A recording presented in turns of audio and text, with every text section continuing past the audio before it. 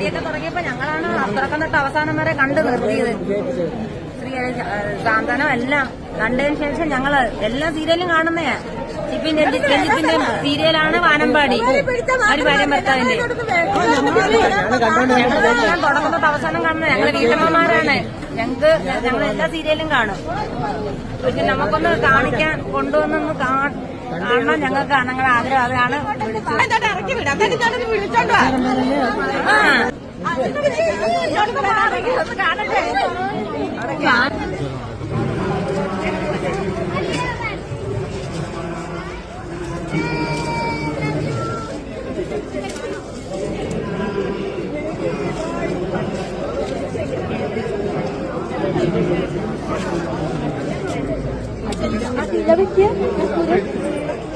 എൻ്റെ പൊന്നമ്മച്ചിമാരെ, ചേച്ചിമാരെ, നിങ്ങൾ ആറ്റുകാലമ്മേനെ തൊഴാൻ വന്നവരാണ്, അല്ലാതെ ജിപ്പി ചേച്ചിയെ കാണാൻ വന്നാൽ. കാരണം ജിപ്പി പൊങ്കാല സ്റ്റാറൊക്കെയാണ്. അപ്പോൾ നിങ്ങളുടെ രീതിയൊക്കെ മനസ്സിലാക്കും. പക്ഷേ നിങ്ങൾ ഈ കിടന്ന് ബഹളി പിടിക്കേണ്ട കാര്യമൊന്നുമില്ല. കാരണം അവരോട് അസൂയൊന്നും ഉണ്ടായിട്ടല്ല. ജിപ്പി ചേച്ചി നല്ല നടിയൊക്കെ തന്നെയാണ്. ഇവിടെ നല്ലൊരു സുന്ദരിയായിട്ട് തന്നെ ഇരിക്കുന്നു. പണ്ടത്തെക്കാളും സുന്ദരിയായിട്ടിരിക്കുന്നു. എന്നിരുന്നാൽ പോലും ആറ്റുകാലമ്മേനെ കാണാൻ വന്നു കഴിഞ്ഞാൽ നിങ്ങളൊരു ക്ഷേത്രത്തിലാണ് വന്നിരിക്കുന്നത്. ആ ഒരു ബോധ്യം നിങ്ങൾക്ക് ഉണ്ടാവണം. അത് തീർച്ചയായിട്ടും നിങ്ങളുടെ വികാരം മനസ്സിലാക്കുന്നു.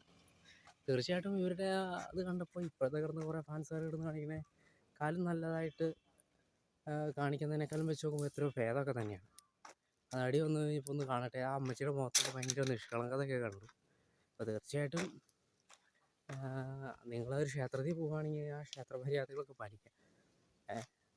അത് ഇപ്പോൾ ആറ്റുകാൽ പൊങ്കാലയിടുവാണെങ്കിൽ ഇച്ചിരി ആറ്റുകാലമ്മേനെ പോയി പ്രാർത്ഥിക്കേണ്ടതാണ്.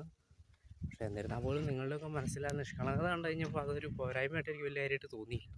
കാരണം ചേച്ചിയൊക്കെ പറഞ്ഞൊന്ന് ഞങ്ങളെ ഒന്ന് എടുത്തേ, ഞങ്ങളൊന്ന് കാണട്ടെ, കയ്യൊക്കെ പിടിക്കട്ടെ എന്നൊക്കെ പറഞ്ഞിട്ടില്ല. അവരുടെ ഒരു മനസ്സിൻ്റെ നിഷ്കളങ്കത അത് വളരെ അതൊരു ഒരു വിധത്തിൽ പറഞ്ഞാൽ നല്ല കാര്യം തന്നെയാണ്. പക്ഷെ എന്നിരുന്നാൽ പോലും ക്ഷേത്രത്തിലൊക്കെ വന്നിരിക്കുന്നതാണ്. ആ വന്നിരിക്കണതിൻ്റെ ഒരു സാമാന്യ മര്യാദ നിങ്ങൾ കാണിക്കണം. അപ്പോൾ എന്തൊക്കെയായിരുന്നാൽ പോലും ഇത് വലിയ പോരായ്മയായിട്ട് പറയണില്ല, ജസ്റ്റ് ഒന്ന് ഓർമ്മിച്ചു എന്നുള്ളൂ. എന്നാൽ പോലും ആറ്റുകാലിലെ അമ്മയുടെ അനുഗ്രഹം ജിപ്പി ചേച്ചിയും ഒപ്പം അവിടെ നിന്ന് എല്ലാ ഭക്തർക്കും ഉണ്ടാവട്ടെ.